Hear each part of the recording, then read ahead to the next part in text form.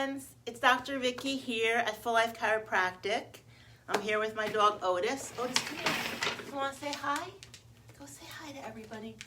So I just shoveled and I did a video outdoors, but I wanted to actually reproduce that video indoors on Facebook. And I'm going to show you how to shovel so you don't hurt your back, or at least least amount of stress on your back. So it's always good to warm up before you shovel, so you can do some stretches, you can do some, Otis is gonna help, he's gonna jump in place, dance, do whatever you got to do just to get your back all nice and warmed up. Thank you, Otis, you're so helpful. All right, so now I have the shovel right here. So what you're gonna do, I'm gonna step back so you can see me, is you're going to push the snow. Push the snow. So if you hold the shovel close to your body, you don't have to use your hands so much. You're using your body to push the snow, and you're just going to push it. So now you're using your body weight versus your back, okay? Let's say you come to a point where you actually have to lift the snow and throw it. What you're going to do is you're going to put, let's say, your right leg in front, and then you're going to take the front arm, and you're going to lift with the front arm. So I'm lunging with the right leg, lifting with the shovel with the front arm, and pushing down with the back arm. So lifting and then throwing, okay? Now that's all good and perfect, but the problem is we have to alternate sides every single time. So then we're going to bring our left leg forward, put our left arm in front, push the shovel down with our right arm, and throw it in the other way. So this way you're actually getting a workout. You're using your upper body. You never use your back to lift. So it's hard to tell because I don't actually have snow. But if I had it, the snow would be heavy, and I would be bending with my legs, using my core, tightening my belly button back. Otis, you're in the way, and throwing the snow to one side, and then again, left leg in front, left arm in front, pushing down with the back arm, lifting with the front arm, and throwing, okay?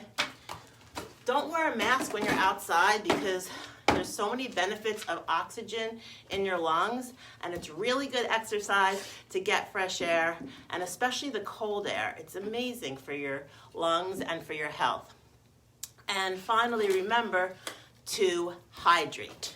Make sure, because in the winter you don't notice how dehydrated you are. Make sure you drink half your body weight in ounces of water. Make sure to drink a lot of water after and before you shovel.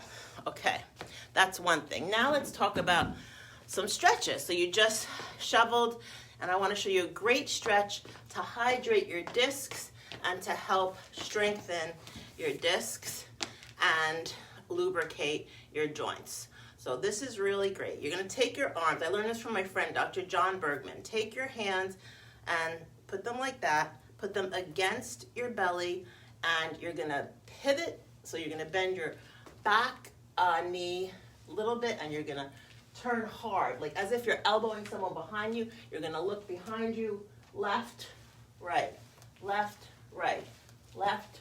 Wait, whoa, I'm getting a little dizzy. All right, so left, right, hard, hard. Make sure you turn your head so you don't get dizzy. And you want to do 100 of those a day. Sounds like a lot, but if you do 20 at a time throughout the day, it will go fast. This is a yoga block. I want to show you a great stretch that you can do with a yoga block. I'm actually going to put this down on the ground. I'm just afraid my dog is going to grab it. All right, Otis, do not touch that. Don't touch that. Up. All right, so you take the yoga block, you're gonna put it like this. Take your foot on the yoga block, and then you're gonna bend your knees so your knee is right over your toes. And you want your heel to actually touch the ground. And you're gonna hold that stretch. That's stretching the soleus or calf muscle, which is help stabilizing your, excuse me, Otis, help stabilize your pelvis. So you always want those calf muscles to be nice and stretched. You're going to do this a minute, twice a day, each foot, all right? It's amazing. When you have nice stretched calf muscles, then your whole pelvis is so much healthier. And again, the same thing with the other side, and keep your pelvis forward. You're gonna lean into that block, make sure your heel is down and you're bringing your toes forward. And then, of course, if you can do any form of a sun salutation, I highly recommend sun salutation for overall stretch. Just breathing in, exhale, come down, bend your knees if you need to. Bring your right leg back, do a nice lunge, stretch out. Your left leg is gonna come back. Then you're gonna bend your knees and come down into a child pose. Then you're gonna come through and lift up into a small cobra, baby cobra. Then you're gonna come up, watch out Otis, into down dog. Otis is really good at this. You take that right leg, bring it forward, and left leg forward. Breathe in, look up, exhale, come down, come all the way up and down. Last thing I want to share with you, so do that several times, is the chair. Because we're doing so much sitting now, I learned this really great thing to do when you're on your chair.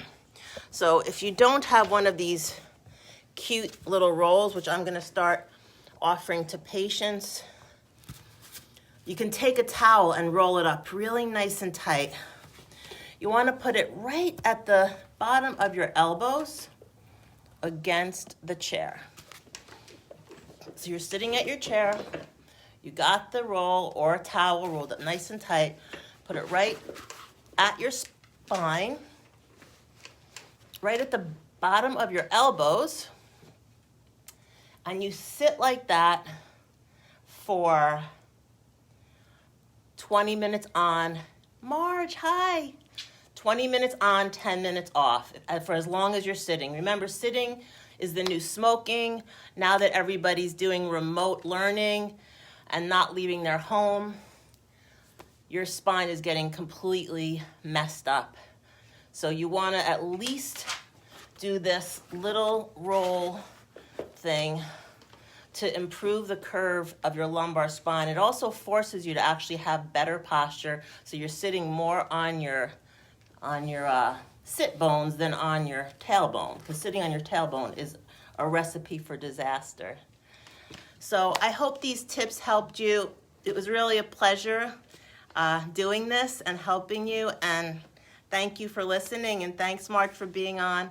I wish you all a beautiful evening, and enjoy the snow. It's so beautiful, unless you're in Florida, of course, but there's things to enjoy there too. But I always say to people, if you don't like the winter, either move south or look for the beauty in it. I mean, you can have a snowball fight, right? Or you can build a snowman, or you can learn to ski, or you can sleigh ride, or you can snowshoe, or you can cross-country ski, or you can just go for walks. It's so beautiful. There's nothing like a fresh, snowy day.